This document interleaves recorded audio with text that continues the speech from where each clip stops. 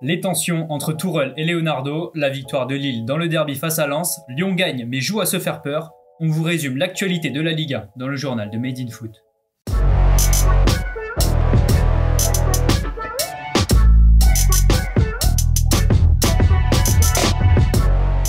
On débute ce journal en évoquant les conflits entre Leonardo et Thomas Tuchel. Le mercato de cet été a révélé plusieurs tensions entre les deux Parisiens. Pour rappel, l'entraîneur allemand avait reproché au directeur sportif un manque de recrues au PSG, ce à quoi le Brésilien avait répondu « Pour rester dans ce club, on doit être content ». Des propos qui avaient fait réagir, et ce matin, l'équipe explique que la collaboration entre Tuchel et Leonardo ne sera pas reconduite la saison prochaine. Alors, qui partira en premier ? Un derby à sens unique. Hier soir, Lille a survolé sa rencontre face à Lens en s'imposant 4-0. Bien emmenés par un Jonathan Bamba buteur et double passeur, les Dogs s'emparent de la tête de la Ligue 1. Les hommes de Christophe Galtier prennent rapidement les devants grâce à un but de Burak Yılmaz. Le portier lensois Jean-Louis Léka repousse ensuite plusieurs fois l'échéance, mais au retour des vestiaires, Celik adresse un centre repris victorieusement par Bamba. Lille fait le break et enfonce le clou à 20 minutes du terme par l'intermédiaire de Jonathan Iconé. Après l'exclusion de Gradit, c'est Clément Michelin qui voit rouge. Lens se retrouve à 9 et craque une dernière fois sur une frappe de Yacidji. 4-0, le calvaire lensois s'arrête ici. Lille poursuit lui sa série d'invincibilité.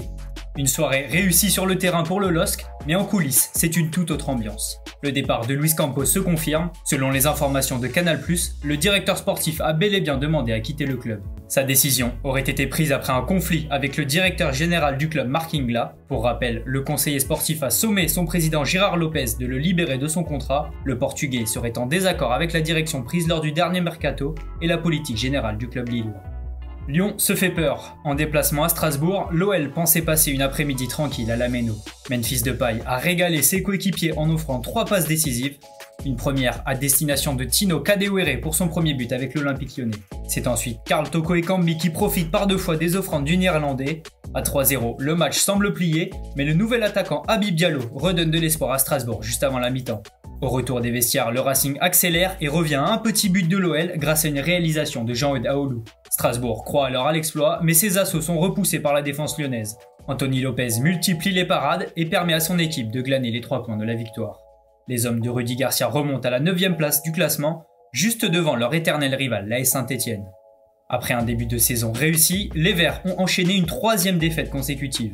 Les Stéphanois ont chuté face à une équipe de Nice qui a mené dès la 8e minute de jeu grâce à un but de Pierre Lesmelou. À la demi-heure de jeu, Seydou Sow et Jesse Moulin ne s'entendent pas et Amine Gouiri profite de cette grosse incompréhension pour aller faire le break. Avec l'entrée de Denis Bouanga, les Verts sont métamorphosés en seconde période. Aouchiche relance même les débats à la 57e minute de jeu. Malheureusement pour Claude Puel, ses joueurs n'arrivent pas à concrétiser leur temps fort et se font surprendre par Maolida en fin de match. Les Aiglons remontent à la 4e place, quant aux Stéphanois, ils chutent encore au classement. L'AS Monaco a aussi déçu hier. Les hommes de Niko Kovac n'avancent plus. Rapidement, en supériorité numérique après l'exclusion de TJ Savanier à la 18e minute, Monaco n'a jamais vraiment inquiété Montpellier. Pire, le club du Rocher s'est fait contrer en début de seconde période. Fraîchement rentré en jeu, Mavididi profite d'une énorme erreur de Sidibé pour aller battre le compte. Monaco s'en remet une nouvelle fois à son sauveur, Wissam Ben Yedder. Le capitaine transforme un penalty obtenu par Gelson et permet à son équipe de limiter les dégâts. Dans les autres rencontres de la journée, Angers et Metz se quittent bons amis sur le score de 1 partout, Mangani et Nguet sont les buteurs du jour. Enfin, Nantes a battu Brest 3-1 grâce à des réalisations de Kolo Muani, Blas et Kader Bamba. Merci à tous de nous avoir suivis, n'hésitez pas à liker, commenter et partager. On se retrouve très bientôt pour un nouveau journal.